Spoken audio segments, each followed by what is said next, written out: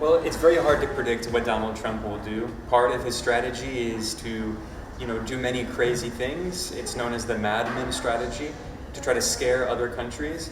And what this is actually doing is backfiring and hurting the US, because even longtime US allies like Canada, European countries, Japan, can no longer trust the US.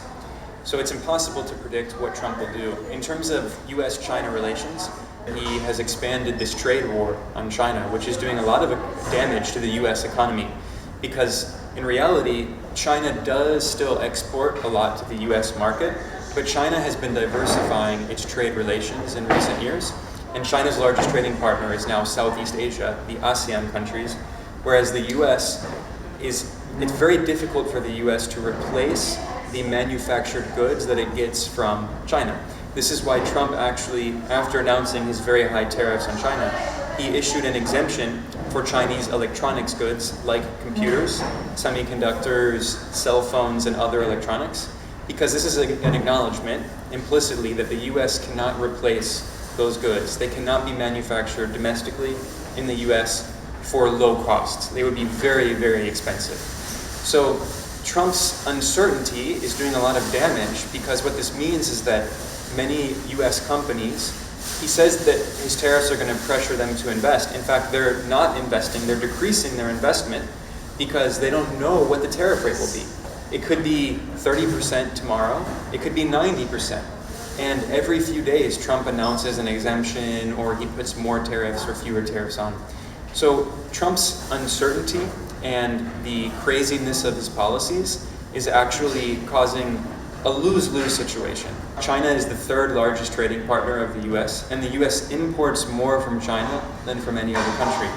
In the long term, the US wants to end that relationship, but it can't do it in the short term without causing a lot of damage to the US economy. Very high rates of inflation, shortages of major goods, economic dislocation, chaos. The reason that Trump even won the 2024 election in the US is because of the high rates of inflation and the economic problems. So his tariffs are actually making the inflation worse, which means that he and the Republican Party will lose support. So the reason I think he's pausing the tariffs on China is it's an acknowledgement of defeat, and it's an acknowledgement that the idea of hard decoupling, short-term decoupling, is not going to work. China has this idea of win-win cooperation, and I think that should be the basis of every relationship. I think there can potentially be win-win cooperation between the US and China. However, the issue is not the Chinese side, the issue is the US side. Many American politicians want more aggressive policies against China. Part of this is for domestic reasons.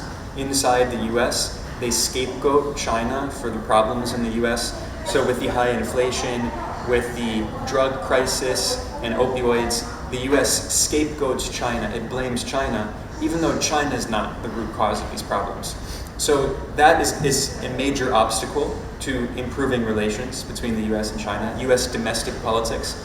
Another major obstacle are US big tech companies in Silicon Valley. They don't want Chinese competition. This is why they have been lobbying the US government to ban competitors. Unfortunately, I don't say this happily, as an American, I want better relations between the US and China, but looking realistically at the situation, I think that this is only a temporary pause, and there will be more escalations by the US side against China. The conditions of life of being a working class person in the US have been getting worse, and they will continue to get worse under Trump. I think that one of the goals of the tariff war has just been to displace blame for the suffering that people feel in the United States onto an external enemy, an external target, without actually doing anything to improve our situation. And so I think we haven't actually yet felt in the US the full impact of even the 30% level, the reduced level of tariffs in terms of raising prices, which ultimately get passed on by US corporations to us as consumers. We are told in the United States that the US system, with all its shortcomings, is the best as human beings that we can hope for. And I think China actually, being in China, exposes that as a lie, in terms of being able to see the extraordinary level of investment in, high-speed rail and subways and environmental protection and in so many other ways. The problem is that the Trump administration has confronted not only China's rise, has ran into a wall, but also has been a complete failure in other fronts and areas that the Trump administration and Donald Trump himself has said that he would completely resolve. Ukraine, the Middle East, Gaza, these huge burning issues that the United States is largely responsible for. Its political system, its military, its economic system. It really is about the United States wanting to constrict, constrain, and ultimately contain China's economic development.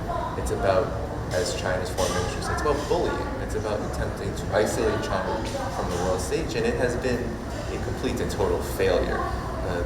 Donald Trump came in wanting to provide, as he says, a golden age of the United States. But unfortunately for the Trump administration and the U.S. political system, the only way to really do that is to focus on the needs of the United States, the development of the United States, the dire issues that people face day to day. But that can't be done when your system is about unipolar dominance and it's about how to satisfy the interests of a very tiny segment of the U.S. population and of the U.S. economy, which is major shareholders, financial elites, and the like. So the Trump administration has attempted to satisfy domestic political issues through a more aggressive economic war policy, as I call it, abroad. And China was logically the main focus. We might remember during Liberation Day in April of 2025, it was tariffs on everybody.